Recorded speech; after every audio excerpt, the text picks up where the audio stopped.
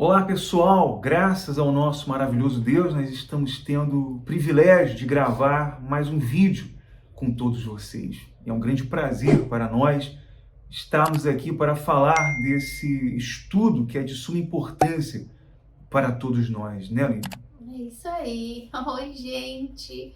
É realmente uma alegria poder estar aqui mais uma vez no nosso estudo expositivo, a carta dos Efésios, né? Essa epístola gloriosa que Paulo escreve para uma igreja madura, para uma igreja realmente alicerçada, uma igreja que ele esteve ali durante tantos anos trabalhando, uma igreja de filhos de Deus verdadeiros que estavam ali em constante crescimento, em constante santificação.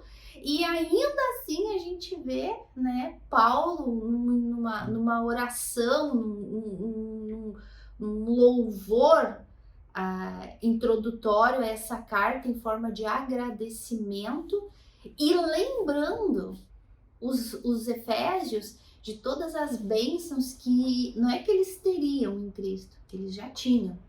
As bênçãos que eles, como igreja, como filhos de Deus legítimos, já tinham.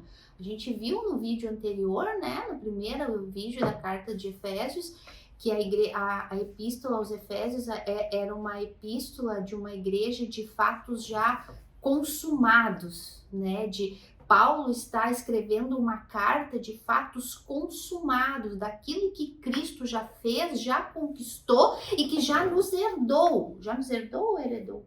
Já nos herdou, né?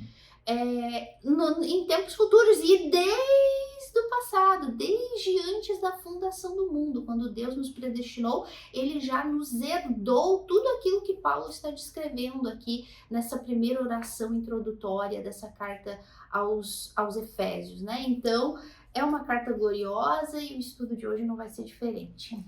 E eu já convido você a compartilhar esse vídeo. É muito importante que você cole aí o link desse vídeo aí embaixo e que você compartilhe nas suas redes sociais ou no seu WhatsApp, a sua lista de transmissão, porque o YouTube vai impulsionar esse vídeo para que ele chegue a mais pessoas. E se inscreva no canal. Se você não é inscrito, você pode se inscrever aí agora e também deixar o seu comentário. Então, nós vamos adentrar aqui ao versículo 7, versículo 8, a partir do versículo 7, né, Aline? Isso, Então você pode ter a sua Bíblia aí agora, suas anotações.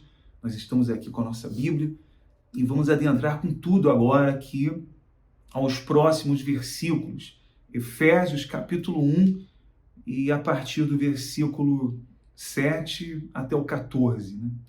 Eu posso começar a ler do 4 para pegar o Claro. contexto, né? Porque senão, como não tem ponto, lembra que a gente falou? Paulo, acho que faltou o fôlego dele, né? Porque ele foi escrevendo, falando sem ponto. Então, para ficar assim um pouquinho mais organizado, eu começo do 4, tá? Assim como ele nos escolheu nele antes da fundação do mundo, para sermos santos e irrepreensíveis perante ele, e em amor nos predestinou para ele, para a adoção de filhos, por meio de Jesus Cristo, segundo o beneplácito da sua vontade, para louvor da glória da sua graça, que ele nos concedeu gratuitamente no amado. Aí vem o nosso versículo de hoje. No amado, que é Cristo, no qual, né, no amado, temos a redenção pelo seu sangue e a remissão dos pecados, segundo a riqueza da sua graça, que Deus derramou abundantemente sobre nós em toda sabedoria e prudência, desvendando-nos o mistério da sua vontade, segundo o seu beneplácito que propusera em Cristo, de fazer unir nele, na dispensação dispensação da plenitude dos tempos todas as coisas, tanto no céu como as da terra. Nele, digo, no qual fomos também feitos herança, predestinados segundo o propósito daquele que faz todas as coisas de novo, conforme o conselho da sua vontade, a fim de sermos para louvor da sua glória, nós, os que de antemão esperamos em Cristo, em quem também vós, depois que ouvistes a palavra da verdade, o evangelho da vossa salvação, tendo nele crido, fostes selados com o Espírito Santo da promessa, o qual é o penhor da nossa herança, até o resgate da sua propriedade em louvor da sua glória. Eu acho que não precisa nem explicação, né? Só em ler isso aqui, gente, já é a palavra, né? É a verdade. Já me emocionei. Pois é, você vê que essa redenção, ela teve um preço, né? Um preço que foi pago na cruz do Calvário. E o preço da redenção era a morte. E o sacrifício de Cristo na cruz pagou esse preço. Pagou esse preço por aqueles que foram escolhidos, né? Pelas pessoas eleitas, que eram escravizadas pelo pecado. Quer dizer, foram comprados desse mercado de escravos da iniquidade. Então veja que essa redenção, ela foi paga com esse sacrifício do nosso Senhor Jesus. Então o que Paulo está aqui deixando muito bem claro, né? Não foi mediante a uma obra feita por nós, não foi mediante a um cumprimento de nenhuma norma, de nenhuma lei, de nenhuma regra, mas mediante ao sacrifício do nosso Senhor Jesus Cristo. Esses primeiros versículos aí, a partir do versículo 7, é o que está dizendo, no qual temos a redenção, pelo seu sangue, a remissão dos pecados, segundo a riqueza da sua graça. Essa redenção nos deu, Aline, essa graça ilimitada.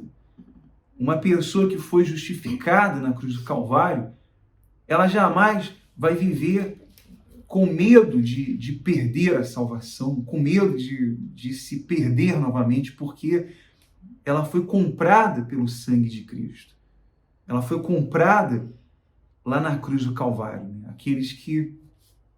Aquelas pessoas que foram eleitas antes da fundação do universo, antes da criação desse universo, pelo Deus soberano, não o Deus das religiões, não o Deus que as igrejas, as religiões inventaram, estão inventando por aí, mas o Deus da Bíblia, o Deus criador, o Deus soberano que enviou o Filho dele para morrer nessa cruz, para morrer por morte penal, né? Morte substitutiva na cruz do Calvário.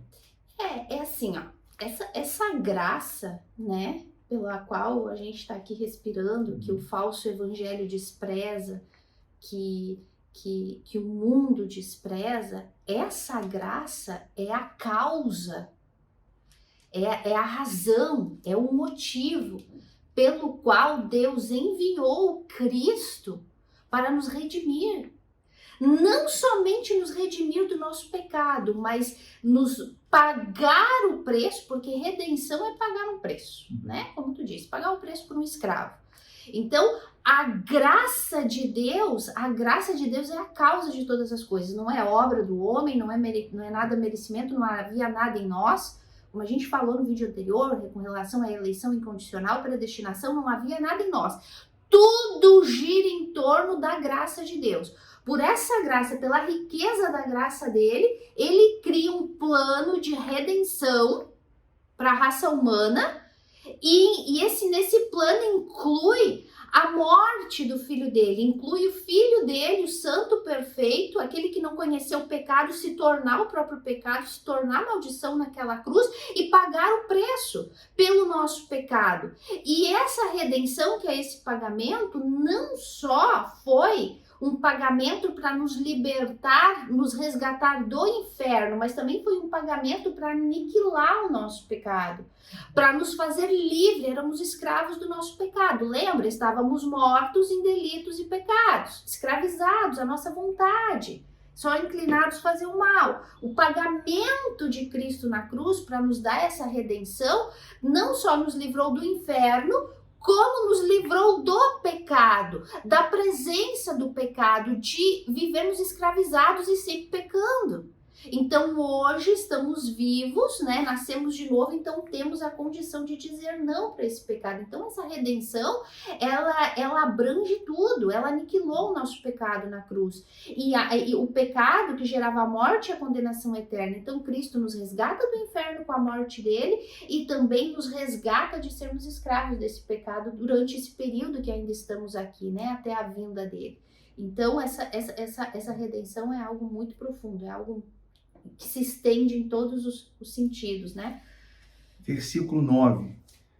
Desvendando-nos o mistério da sua vontade, segundo o seu beneplácito, que propusera em Cristo de fazer convergir nele, na dispensação da plenitude dos tempos, todas as coisas, tanto as do céu como as da terra. Quer dizer, beneplácito significa o ato, o efeito de consentir, né? Quer dizer, Deus, antes da fundação do mundo, ele nos escolheu para sermos salvos, segundo a sua vontade, não segundo a vontade da humanidade, porque não havia humanidade antes da fundação do mundo. Não havia seres humanos antes da criação. Quer dizer, Deus nos escolheu para sermos salvos antes mesmo de nascermos. E segundo o seu beneplácito, segundo a vontade dele. Uma vontade boa, né? Uma vontade agradável, perfeita e justa, né? Porque beneplácito da sua vontade não é uma vontade como as nossas vontades. Né? Eu tenho vontade, uma vontade caprichosa, uma vontade vaidosa, uma vontade vã. Né? Não, o beneplácito da sua vontade de Deus é uma vontade justa, uma vontade correta, verdadeira, boa, agradável. Isso é beneplácito da sua vontade. Então, quando diz aqui que desvendando os mistérios da sua vontade, segundo o beneplácito que prepusera em Cristo. Esse mistério aqui que ele está desvendando, que cada vez que... Eu já ensinei isso pro pessoal lá no canal, amor, que quando a Bíblia fala de mistério, é algo que antes estava oculto aos olhos das pessoas e que agora é revelado. Né? Então, quando a Bíblia fala de mistério, não é algo assim, ai, que mistério, aquilo ali, é algo assim. Não tem nada disso do mistério humanamente falando. O mistério na Bíblia é algo que antes estava oculto e que agora é revelado através do Espírito Santo para os filhos de Deus. Ou seja, antes, quando estávamos mortos em delitos e pecados, não entendíamos a vontade de Deus pra gente. Achávamos que estávamos bem, que vivíamos de qualquer jeito, sofríamos com o nosso pecado, mas não entendíamos. Quando a gente nasce de novo, então o Espírito Santo nos revela a boa vontade de Deus para a nossa vida, nos revela o plano de redenção, que estávamos mortos em delitos e pecados e que precisávamos de Cristo para sermos redimidos, né? Então, esse é um mistério que Deus nos revelou. Antes era oculto a gente, porque estávamos mortos. Agora vivos, então esse mistério se revela. Então a gente consegue entender o propósito de Deus. Porque é um entendimento que é espiritual. E ele é concedido divinamente. Não tem como uma pessoa que não nasceu de Deus que ainda vive debaixo da maldição do pecado, inclinada para a carne, ela entender isso. Porque ainda que o que nós estamos falando aqui é óbvio, mas ela não entende porque só é concedido esse entendimento pelo Espírito de Deus, para os nascidos de Deus. Ninguém vai entender essa linguagem se não nasceu de Deus.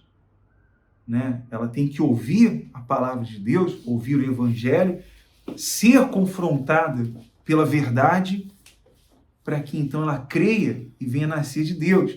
E a partir disso ela vai receber esse entendimento espiritual. Ela não vai conseguir entender isso se ela não receber o Espírito de Deus. Eu até anotei aqui o versículo do capítulo 2 de 1 Coríntios, se você quiser acompanhar aí sua Bíblia, em 1 Coríntios, capítulo 2, versículo 10, que diz: mas Deus nolo revelou pelo Espírito, porque o Espírito a todas as coisas perscruta, até mesmo as profundezas de Deus.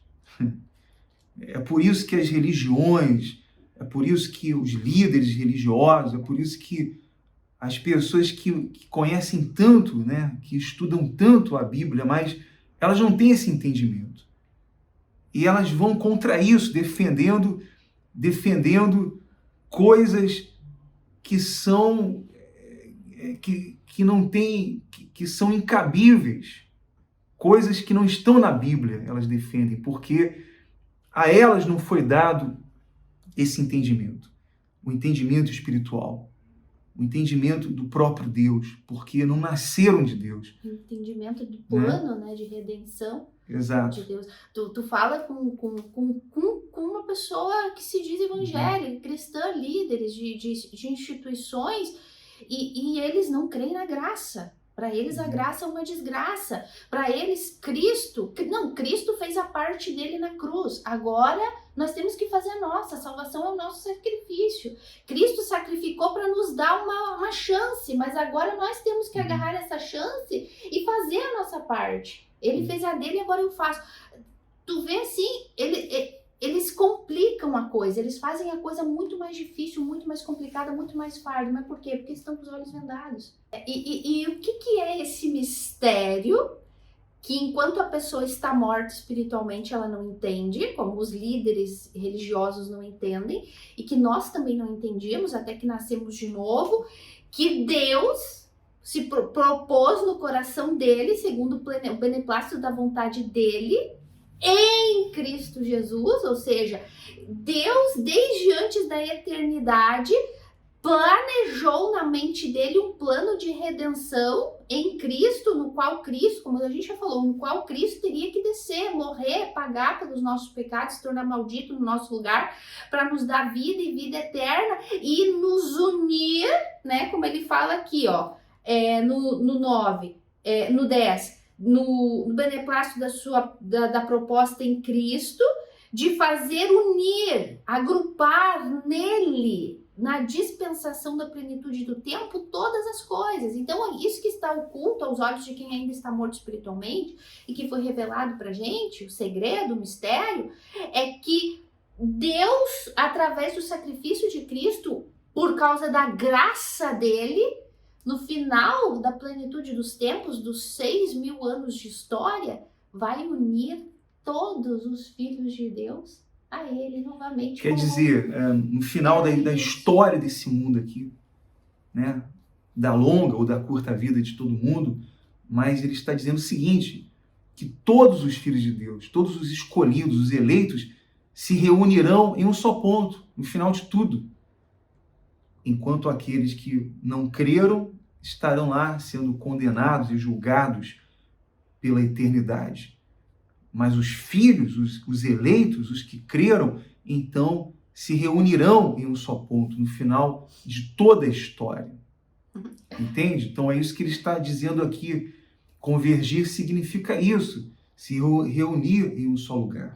Lembra que eu disse que Paulo está falando com uma igreja madura, uma igreja já que está em santificação, crescimento constante. Ele já falou de predestinação e falou das bênçãos futuras, né, da glorificação, quando já estivermos todos unidos com Cristo e com o céu e com os anjos e com os anciãos e com os seres viventes e com todos os santos do Antigo Testamento, todos na plenitude dos tempos, quando acabar os 6.000 anos de história, todos nós vamos entrar juntos para o milênio e depois por toda a eternidade juntos para adorar e glorificar a Deus. Céus e terra, homem e anjos, todos juntos para adorar a Deus. E tudo isso é um fato consumado, planejado aqui na mente de Deus e já concreto. E é isso que Paulo está falando para essa igreja madura, animando, lembrando e fazendo irmãos. Olha o que espera por nós. Quer dizer, essa é a nossa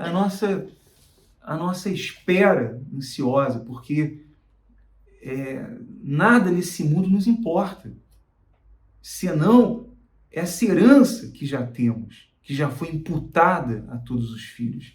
A nossa herança não é essa terra aqui, não é o dinheiro, não é o ouro, né? Nesse mundo as pessoas vivem pelo dinheiro, em tudo elas querem ganhar, elas querem tirar proveito, né? Elas só pensam nisso, porque a herança desse mundo é isso, as coisas que se veem aqui, o dinheiro, as coisas, as conquistas, os patrimônios, mas a nossa herança, ela é eterna. Ele diz assim, né?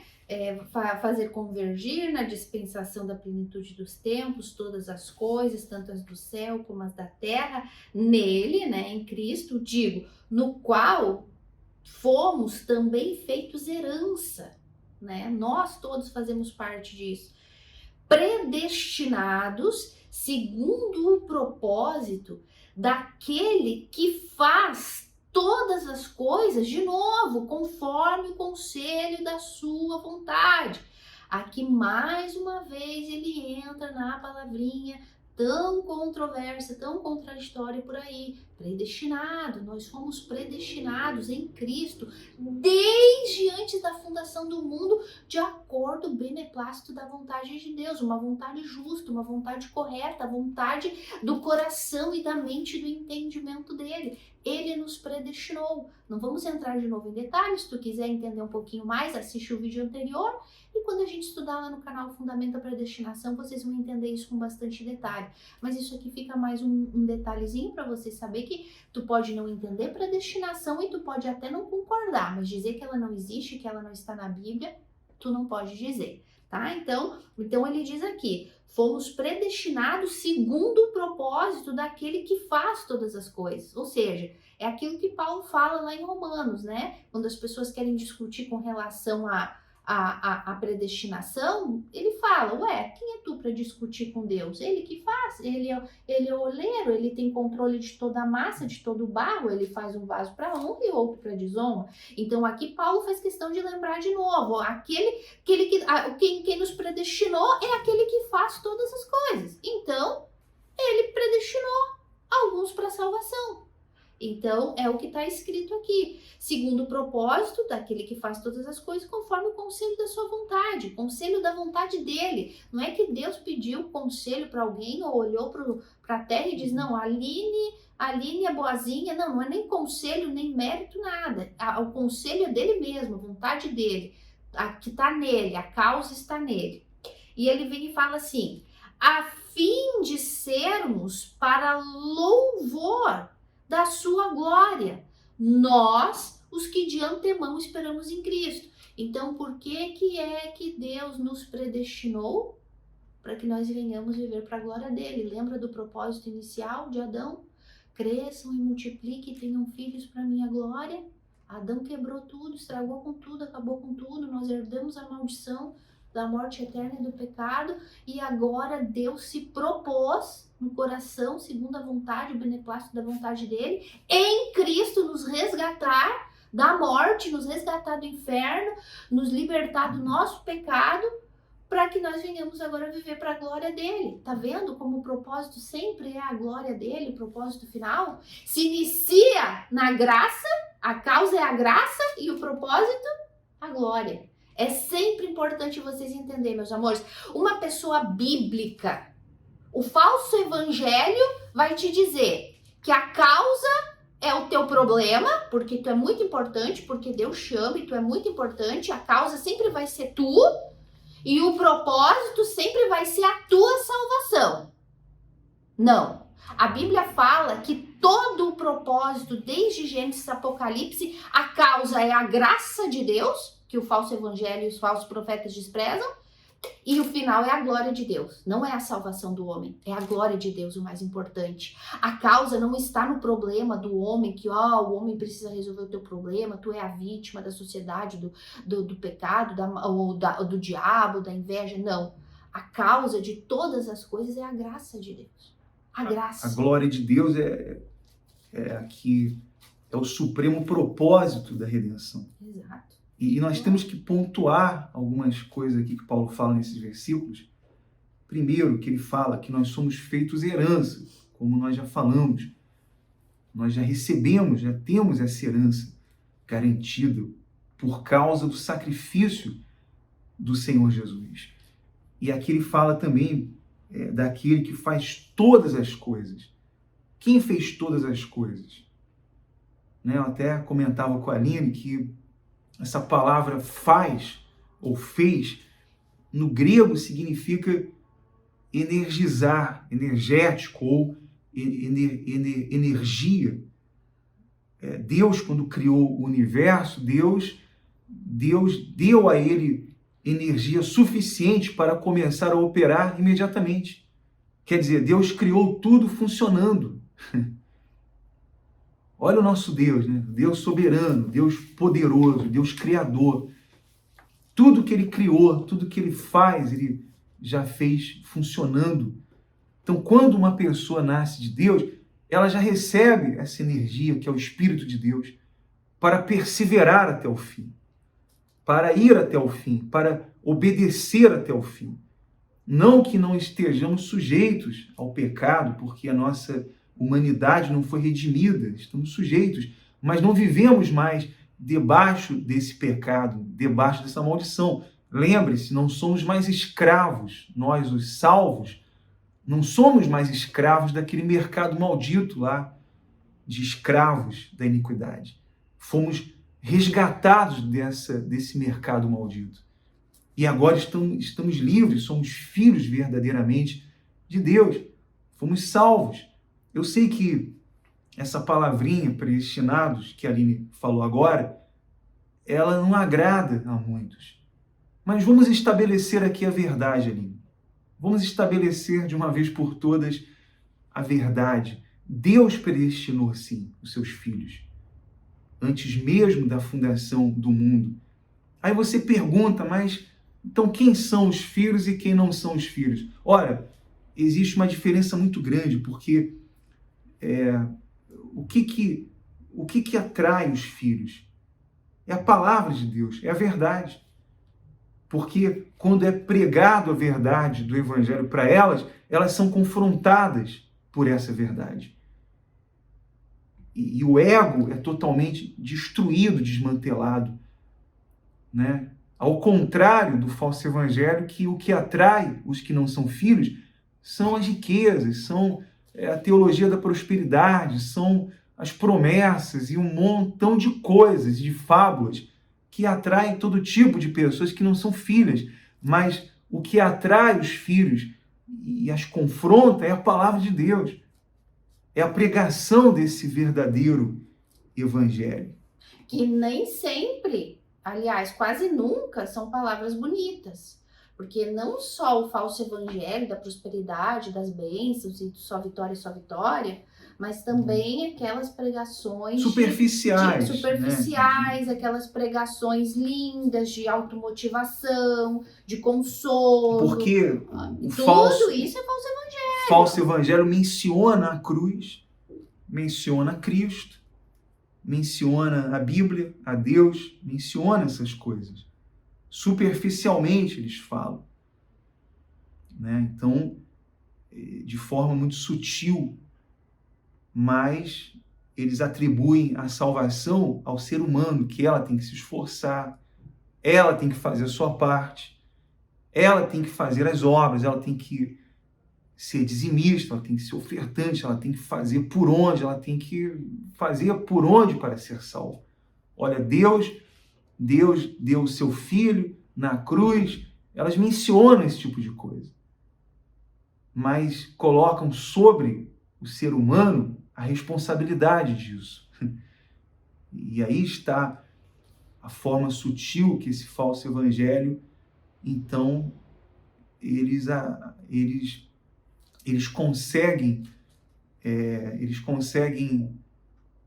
engambelar ou ludibriar as pessoas, né? Porque esse falso evangelho atrai muita gente, porque eles são egocêntricos, eles colocam o ser humano no centro, né, das atenções. E a Bíblia está dizendo aqui que o propósito inicial é a graça de Deus para o ser humano e a causa do propósito é a graça e o resultado final é a glória de Deus. O falso evangelho prega a glória do homem. É o consolo do homem, é o alívio do homem, é a palavra bonita do homem, é a bênção do homem, é a vitória do homem, é a prosperidade do homem, o passar a mão na cabeça do homem, vitimizar o homem. Tu é a vítima, o diabo é o culpado, tu é a vítima, a macumba é o culpado, tu é a vítima, o teu marido é o culpado, tu é a vítima, é o vício que é o culpado. Tá dando para entender? Então, o falso evangelho dá glória para o homem e para o problema do homem e prioriza a salvação do homem. Mas não é. Paulo é claro, aqui o final de todas as coisas é para fim de sermos para louvor da glória de Deus. O verdadeiro evangelho que eu disse agora há pouco, que quase nunca é palavras bonitas, ao contrário, são palavras de choque de realidade, e que é o que salva, tu nasceu morto. Tu nasceu em delitos e pecados, tu herdou, é uma herança maldita que tu herdou de Adão e tu precisa agora, e tu não tem jeito para ti, não tem salvação para ti, a menos que tu creia no Evangelho de Cristo e se apegue naquilo que ele fez. Esse é o plano de redenção de Deus. E este entendimento e a tua santificação, o teu apego à meditação das Escrituras vai fazer com que tu venha crescer espiritualmente e te santificar para louvor da sua glória. Não é o que a gente viu no vídeo anterior? Fomos salvos, Paulo disse que nós fomos salvos para nos manter santos e retos e irrepreensíveis e nos apresentarmos santos, retos e irrepreensíveis diante de Deus, para louvor da glória dele. Então, o verdadeiro evangelho é aquele evangelho que bate, que machuca, que dói, que confronta egos, como o Anderson disse, que confronta orgulho de eu me salvo, eu mantenho a minha salvação, eu decido, eu sacrifico. E tudo isso fica para trás com o verdadeiro evangelho. Nós chegamos de mãos vazias diante de Deus e diante de Cristo e clamamos por esse Salvador. E quando a gente vai de mãos vazias, então o Espírito de Deus, que a gente já vai falar muito sobre ele daqui a pouco, entra na nossa vida para nos santificar, para nos sustentar, para nos levar santos, salvos e irrepreensíveis para a glória de Deus. Porque o final de todas as coisas é a glória de Deus. O final é o início. O início não era, fomos criados para a glória de Deus, agora fomos redimidos, comprados pelo sangue de Cristo para a glória de Deus. A glória de Deus. E nós, os seres humanos, gostamos de exibir os nossos feitos. Todo ser humano gosta de exibir. Veja que quando você conversa com alguém, sempre ela vai querer exibir os seus feitos, o seu histórico, as suas obras. Olha como eu sou trabalhador, olha como eu faço. Olha como a minha vida inteira eu fiz e faço e continuo fazendo. Então, o ser humano gosta de exibir isso, que ela pode, que ela consegue. E o ser humano é atraído por esse tipo de coisa, por esse falso evangelho, que é humanista. E no fim dos tempos, muito mais esse falso evangelho vai se espalhar por esse mundo aí. E nós temos que estabelecer essa verdade aqui, doa quem doer. Essa é a realidade. É o que ninguém quer ouvir. Ninguém quer ouvir isso. né? As pessoas gostam de ter a sensação de controle das coisas e de poder ter as coisas pelos seus feitos, pelas suas obras. É diferente o que Deus estabeleceu nesse mundo, que nós temos que plantar para colher, é uma lei de Deus. Mas no que se diz respeito à salvação, nada em nós, nada do que nós podemos fazer ou deixar de fazer vai contribuir para isso. Então, quando você ouve a palavra de Deus, você ouve o verdadeiro evangelho, isso vai te desmontar, vai encravar o teu ego, vai desmantelar toda essa pretensão da justiça própria, né? Tava falando aí agora, tava me lembrando, né? Que uma vez eu tava ensinando para uns adolescentes sobre o Evangelho da Salvação. Aí teve uma adolescentezinha que disse assim para mim: pois é, mas então, como é que a gente faz para evangelizar? Querida, ela assim, porque até aqui a gente aprendeu que a gente, para evangelizar, a gente dava um jornalzinho, um folhetinho e convidava a pessoa para vir na igreja fazer uma corrente. Isso era a maneira da gente evangelizar. Então agora, a dona Aline, a gente tem que falar para a pessoa que ela tá morta? Eu achei tão bonitinho, eu falei, essa entendeu. Eu disse, exatamente, meu amor, porque é isso que a Bíblia fala. A maneira correta de ensinarmos as pessoas é mostrar para ela que ela é o problema. Que não é o mundo que é o problema, ou que o problema que ela está enfrentando é o problema dela, mas que ela é o problema. Mas aí então, vamos usar a palavrinha, em vez de usar a palavra morta, né? Eu ensinando para adolescentes de 13 anos. Eu disse assim, então tu vai usar a palavra no original, que é a palavra separado, inimigo de Deus. Porque a palavra morte, que Paulo usa, que Deus usa, no original a palavra é inimigo. Então a gente vai dizer para a pessoa que ela é inimiga de Deus, que ela está separada de Deus, que ela nasceu assim. Por isso que ela sofre, por isso que ela peca. Então, a fim de sermos para louvor da sua glória, nós, os que de antemão esperamos em Cristo. E em quem, vamos lá, em quem também vós, olha só, depois, vai escutando essas palavras assim, como se fosse assim, uma trombeta do céu falando. No qual também vós, depois que ouvistes a palavra da verdade, vírgula, que palavra da verdade é essa? O evangelho da vossa salvação, vírgula, tendo crido no quê?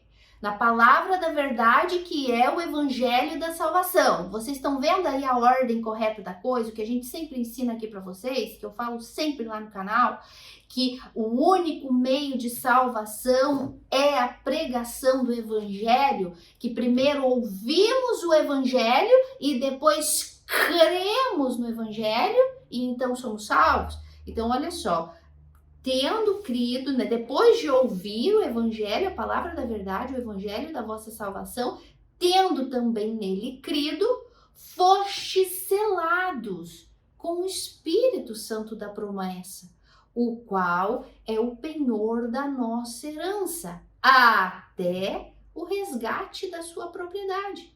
Em louvor do que de novo? Da glória de Deus. Meus amores, vamos lá. Então, esse evangelho ele deve ser ouvido e crido, né? Esse evangelho. Ele tem que ser pregado, né? O evangelho, né? Como crerão em quem não conhece? Como conhecerão se não tem quem pregue? Como pregarão se não são enviados? Então, Paulo disse que Deus escolheu a loucura da pregação do evangelho da cruz para salvar. A única coisa que salva é a pessoa ouvir sobre a história do Filho de Deus, a redenção. A redenção, o que Cristo fez na cruz por nossa causa e o porquê ele teve que fazer. Porque nós nascemos mortos, inimigos, separados de Deus, condenados ao inferno, escravizados ao nosso pecado e não tínhamos condições de justiça própria para nos salvar. Isso é o que o Evangelho ensina. Então aqui Paulo está dizendo, olha só, nós os que esperamos em Cristo, que já somos herdeiros de Cristo, que somos filhos de Cristo, adotados por Deus, temos a herança com Cristo, estamos sendo santificados para nos apresentar no final da história para a glória de Cristo. Nós ouvimos esse Evangelho. Nós ouvimos esse Evangelho antes, porque antes nós estávamos mortos. Nós ouvimos a palavra da verdade, que é o Evangelho da nossa salvação, e cremos nele. Por quê? Porque aqui é bom entender, aqui é bom explicar, porque como entra no assunto de predestinação, quem é contra a predestinação diz assim, ó, tá vendo? Então o Evangelho é pregado. Quem crê é salvo. Quem não crê, a pessoa pode escolher não crer, mas não. Quem é filho já foi predestinado desde antes da fundação do mundo para crer. Por quê? Porque é aquilo que a gente falou no vídeo anterior. Porque todos nós estávamos mortos. E morto pode querer alguma coisa. Morto pode ouvir alguma coisa. Morto pode decidir por alguma coisa. Meus amores, entenda, a predestinação é a coisa mais fácil e a coisa mais linda do mundo. Todos nós, isso é o Evangelho que salva. Todos nós nascemos mortos. Todos nós nascemos mortos, surdos, cegos, coração de pedra, endurecido, mente toda destruída pelo pecado. O veneno do pecado afetou todas as nossas habilidades, toda a nossa capacidade. Todos nós nascemos no caldeirão do inferno. Não tínhamos a condição de ouvir nada, nem de crer em nada, nem de nos arrependermos de nada, nem de decidir. Eu não escolhi vir ao mundo, mas eu decido ir para o céu. Pelo amor de Deus, como que um bando de gente morta pode decidir alguma coisa, decidir ir para o céu? Não decidimos nascer, não pedimos para nascer, mas também não podemos decidir ir para o céu porque estamos mortos. Então aí entra a predestinação, a eleição incondicional, o amor à graça de Deus, que vai lá e fala, vou tirar algumas dessas pessoas do inferno para minha glória, porque se eu depender deles, se depender deles, para alguém se salvar para minha glória, ninguém vai ser salvo. Então Deus, pela graça e misericórdia dele, vai lá e acorda, vive, desperta. Aí, de repente, meus ouvidos se abrem. E o meio para que ele faça vive é que eu escute o Evangelho. Algum irmão, algum crente, filho de Deus de verdade, vai estar lá pregando Jesus Cristo. Ele pagou pelos teus pecados, tu tá morto de delitos e pecados. E de repente, aqueles que Deus predestinou, ele vai lá e fala, vive, desperta. Abre o meu ouvido e eu começo a ouvir. Tu tá morto, tu nasceu inimigo de Deus, tá condenado ao inferno e não tem jeito, não tem nada em ti bom para te escapar daí, tu precisa olhar para a cruz. Então, o meu ouvido foi aberto. Então agora eu posso ouvir. Então agora Deus me dá o dom de me enxergar, que é o dom do arrependimento, e o dom da fé para crer. Olha a ordem. Primeiro tu ouve o Evangelho e depois tu crê no Evangelho, naquilo que Cristo fez. Então eu ouço o Evangelho que eu tô morta, condenada ao inferno. E então eu creio que Cristo pode me tirar de lá. Então eu sou salva e aí eu recebo o selo do Espírito. Então não é que o Evangelho é pregado e a pessoa pode decidir. Não, a predestinação entra justamente aí. Ninguém ouviria o Evangelho, ninguém poderia crer se Deus não fizesse um milagre do novo nascimento, que é abrir os nossos ouvidos para a gente entender esse Evangelho. É muito importante entender isso. Enquanto as pessoas não entenderem, amor, que todos fazem parte de um único grupo de pessoas mortas e que a menos que Deus, pela graça e o amor infinito dele, não desperte algumas dessas pessoas para crer, ela nunca vai ser salva, porque se dependesse dela, ela nunca ia querer. Porque ela tá morta, ela tá inclinada ao pecado e ela ia ficar no inferno e continuar pecando a vida toda. Ah, mas então por que Deus escolheu uns e não escolheu outros? Porque foi o beneplácito da vontade dele. E a vontade dele é boa, perfeita e justa. Tá nele a escolha. Mas bom, ele aqueles escolheu. que são escolhidos, em algum momento elas vão crer. Bom, vão ter que ouvir. Aqueles que são eleitos, elas vão crer em algum momento. Elas vão entrar em conflito. A pregação do evangelho será exposta e ela vai enxergar a sua condição real e vai se envergonhar de si própria. E ela vai correr para o Senhor Jesus pedindo misericórdia, porque ela está perdida, porque, afinal de contas, o que um escravo pode fazer para ser livre, né?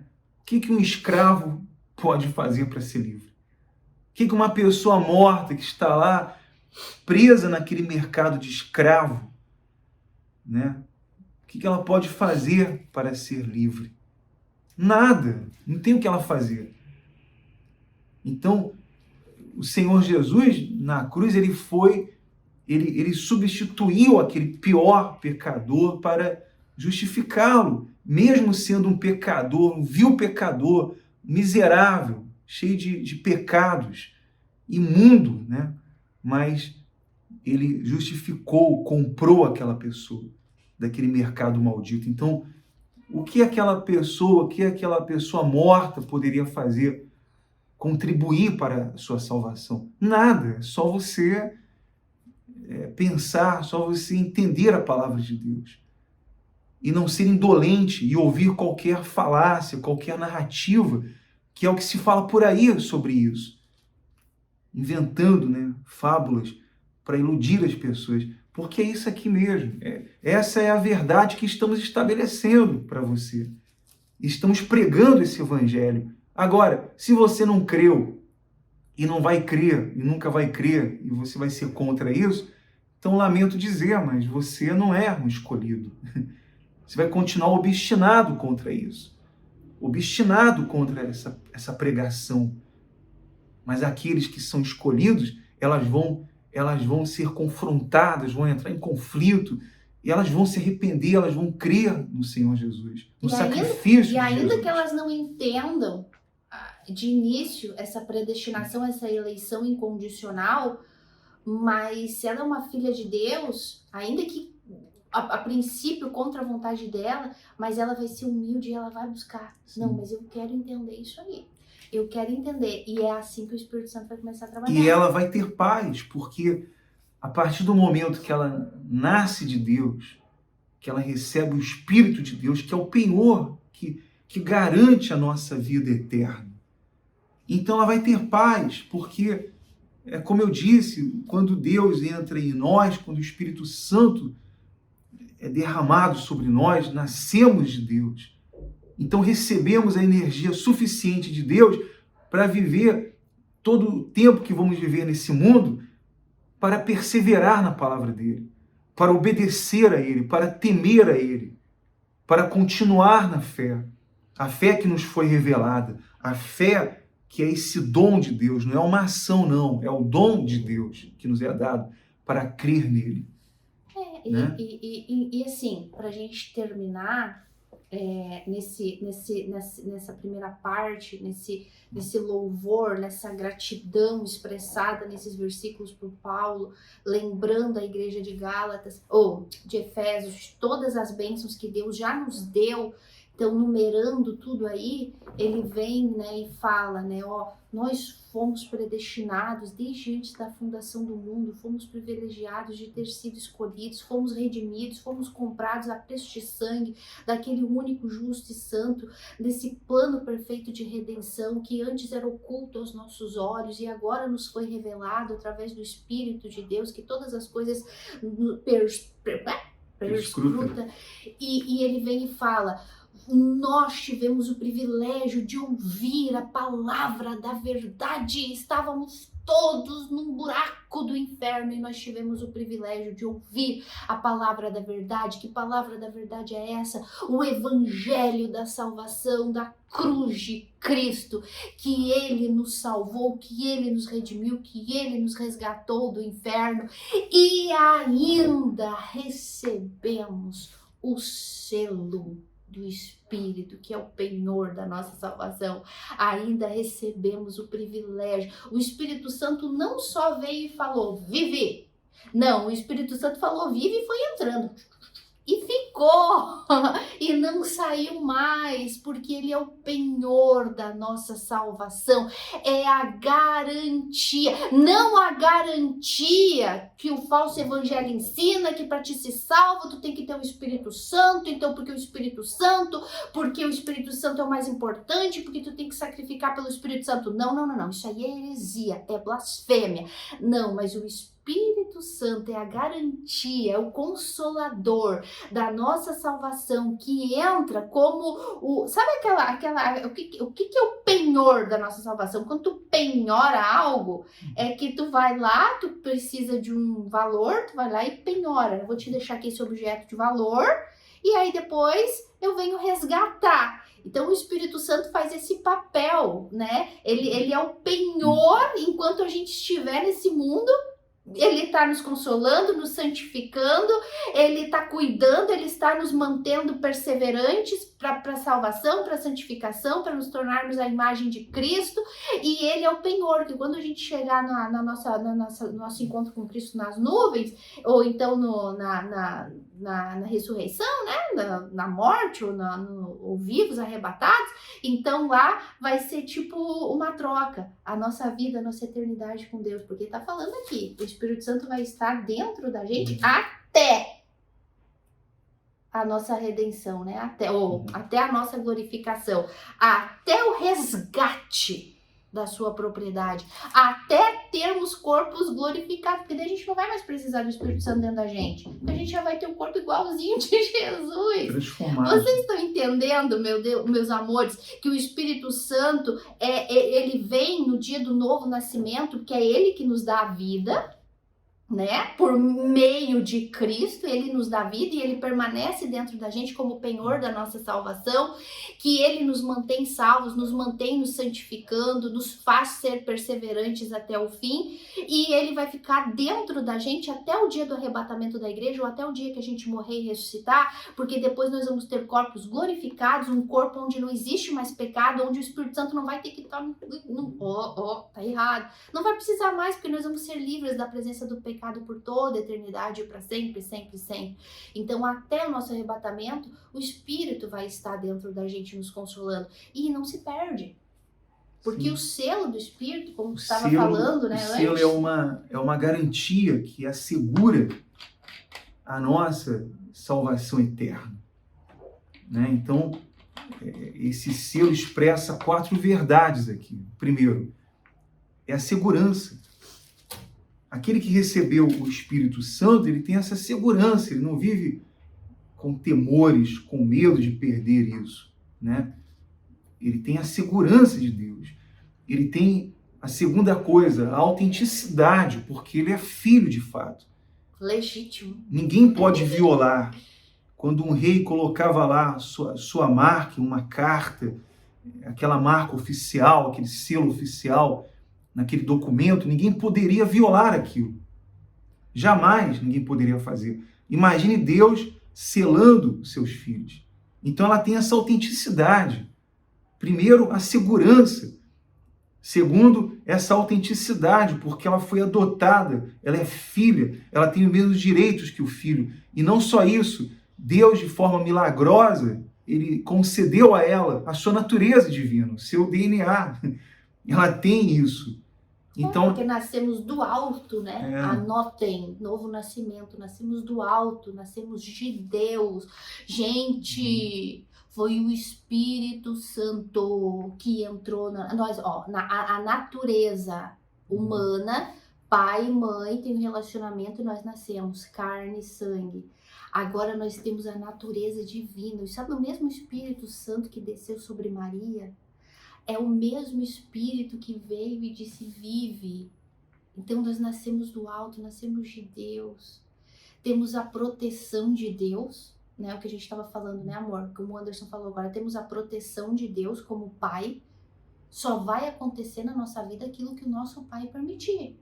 Às vezes ele vai permitir algo que vai fazer a gente chorar, exortar como um pai exorta um filho, né? Mas só vai acontecer... É aquilo que está escrito, né? Me veio na memória agora que, né, ele não dá fardo superior àquilo que tu pode suportar, e ainda ele vai estar ali junto te ajudando a carregar. O pai faz isso. Então, proteção, autenticidade, é meu filho, é meu herdeiro, tudo que é meu é dele, legítimo, fomos adotados, fazemos parte, e temos o DNA de Cristo. Vamos ser os irmãozinhos mais novos dele. O caráter igualzinho, o propósito final da salvação do homem é termos o caráter, sermos iguais a Cristo, nos transformarmos à imagem e semelhança do primogênito de Deus. E terceiro, o domínio, porque ninguém pode dizer, isso aqui é meu, não, isso aqui eu vou levar comigo. Não, ele tem um domínio sobre nós. Fomos comprados pelo sangue do Filho dele, pelo sangue de Cristo. Lembre-se, morte substitutiva. Então, nós fomos comprados por sangue. Domínio. Então, não é aquela coisa, né? Desculpa, amor, te interromper. Mas é aquela coisa, né? É meu filho, é minha propriedade. É minha propriedade. Né? Não tem macumba que vai tirar de mim. Não tem diabo que vai tirar de mim, porque é o que o evangelho fala. Se tu não vigiar, o diabo vai te tirar a tua salvação, tu vai perder tua salvação. Se tu pecar, tu vai perder tua salvação, tu vai perder o Espírito Santo vai sair de ti. Não. O Espírito Santo entra e nunca mais sai de dentro de um filho. Somos propriedade de Deus. Se pecarmos, vamos pagar a consequência. E eu sempre gosto de falar, filho de Deus sofre muito maior consequência do que um incrédulo de pecado, né? Então, não existe perda de espírito, não existe perda de salvação como o falso evangelho ensina. E eles ensinam isso porque eles não entendem o que é o selo do espírito. Eles não entendem. Assim como eles não entendem como se recebe, que é no dia do novo nascimento, eles também ensinam que se perde. Se não sabe nem como ganha, então, né? Vai ensinar qualquer coisa, né? Então é o que eu falei antes, somente aqueles que não conhecem o poder do evangelho defendem essa concepção equivocada de que filho perde a salvação ou de que você tem que conquistar a vida eterna pelas obras. Isso é antibíblico, né? Não é o que está escrito. E quarta verdade, que é a autoridade. Porque nós nascemos de Deus, nos tornamos filhos de Deus, recebemos o poder de ser filhos de Deus.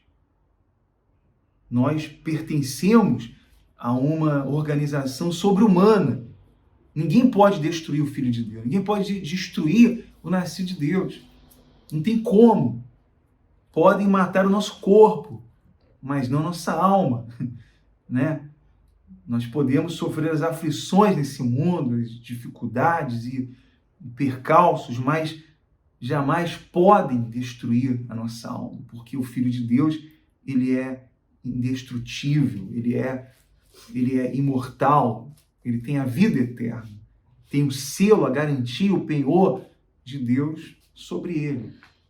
E só aqui, entre parênteses, algo muito importante, que assim como a gente, como filho de Deus, a gente tem todas essas bênçãos de Deus aí, que Paulo foi dizendo uma por uma, desde a predestinação antes da fundação do mundo, até o penhor do Espírito, até o dia que temos o nosso corpo glorificado, que com esse selo, como o Anderson disse, a gente tem proteção, a gente tem autoridade, a gente tem proteção, a gente tem a autenticidade de filho, e a gente tem poder e autoridade, mas nunca se esqueça, tudo isso vem com uma palavrinha junto, com responsabilidade de filho também, né? Não esqueçam, existe aí uma responsabilidade como filho também, né? Responsabilidade de andarmos de acordo com a lei de Deus, porque a lei de Deus não foi banida da vida de um filho de Deus, como nos acusam de pregar graça, oba-oba e viver de qualquer jeito. Não, ao contrário. Antes não podíamos cumprir a lei porque estávamos mortos. Agora, como filhos legítimos do meu pai, o meu pai tem leis, eu sou filha legítima e ele me deu vida, agora eu tenho capacidade. Agora a lei, como tu gosta de dizer, né, amor? Tá aqui, ó.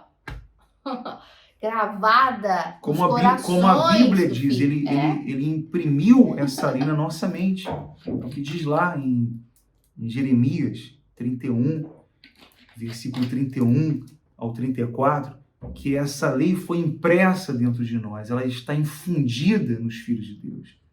Ela não é mais exterior, ela é interior. Bom, e para terminar esse vídeo, eu queria ler esse versículo que fecha aqui o último versículo 14, que ele diz: mas aquele que nos confirma convosco em Cristo e nos ungiu é Deus, que também nos selou e nos deu o penhor do Espírito em nosso coração. Quer dizer, olha só, veja como isso está escrito lá em 2 Coríntios, capítulo 1, versículo 21 e o versículo 22. Quer dizer, o Espírito Santo é dado por Deus como a garantia da herança futura do cristão. Então nós temos a garantia, temos responsabilidade. E a maior responsabilidade é pregar essa verdade para você. E nós oramos a Deus para que, como Ele teve misericórdia de nós, Ele tenha misericórdia de vocês. E nós queremos, inclusive, terminar esse vídeo fazendo uma oração por todos. E eu pediria a você que você compartilhasse esse vídeo, que você convidasse mais pessoas. Quem sabe você encontre filhos por aí. Quem sabe você encontra filhos entre a sua família, entre os seus parentes. Nós não sabemos onde estão os filhos. Quem sabe estão do nosso lado. São pessoas que praticam o mal. São pessoas que, de repente, a sociedade diga: não, esse aí merece a morte. Esse aí merece o inferno, né? Como aquele ladrão na cruz. Todos que passavam pela cruz diziam: ele é menos um ladrão no mundo. Mas ele creu ali na última hora, ele creu no Senhor Jesus, porque a ele foi dado o dom, a fé. Ao passo que o outro não creu e foi condenado. Então, nós não sabemos. Então, quem sabe você vai enviar esse vídeo para uma, para duas, para 3 pessoas e vai nos ajudar a evangelizar. E não vai se envergonhar desse evangelho. Para que as pessoas creiam, para que as pessoas ouçam a palavra de Deus. Então, eu peço a você que convide alguém. De repente você possa escolher fazer aí 5 contatos do seu WhatsApp, 10, 3 o máximo que você puder, ou 1 pelo menos, suas redes sociais, e compartilhar também o Evangelho, a palavra de Deus, tá certo? Nós vamos agora entrar em oração, vamos orar a Deus em favor de todos. Senhor, nosso Deus e nosso Pai, em o nome do Senhor Jesus Cristo, nós te agradecemos, te louvamos, meu Pai, pela tua soberania, pela tua benignidade, meu Deus, pela multidão das tuas misericórdias. E eu te peço, meu Deus, assim como o Senhor teve misericórdia da gente, meu Pai, que estávamos mortos em delitos e pecados, e o Senhor despertou a nossa mente, o Senhor abriu o nosso coração, que o Senhor possa agora, meu Deus, abrir o coração desse ente querido, desse familiar, meu Pai, daqueles que recebem esse vídeo, são convidados a participar desse vídeo, a assistir, aqueles que nos assistem de qualquer lugar, meu Pai. Que a tua palavra venha confrontar essa pessoa, venha, meu Deus, abrir os seus ouvidos agora. Em o nome do Senhor Jesus, meu Pai, nós te suplicamos nesse momento, meu Deus. Eu tenho a certeza, meu Pai, que nesse momento o Senhor está com os teus ouvidos inclinados, com as tuas mãos estendidas, e a tua misericórdia é estendida sobre todos nós, sobre todos aqueles que participam desta oração. Nós não conhecemos os problemas, a situação que essa pessoa está vivendo, mas eu sei, meu Pai, que muitos estão nessa condição de mortas espiritualmente, estão vivendo, meu Deus, afastadas de Ti, separadas de Ti, meu Deus. Mas é o Senhor quem convence do pecado, é o Senhor quem dá o dom do arrependimento. Então que agora, nesse momento, essa pessoa possa ser alcançada pela Tua infinita misericórdia, pela Tua graça, pelo Teu favor e merecido, em o nome do Pai, do Filho e do Espírito Santo. Amém. E graças ao nosso maravilhoso Deus. Que Deus abençoe a todos e peço novamente, compartilhe esse vídeo, se inscreva aí no canal, faça também o seu comentário para que você possa nos ajudar. Dê o seu gostei ou não gostei, né? Isso também vai nos ajudar, tá bom? Forte abraço a todos e até o nosso próximo encontro.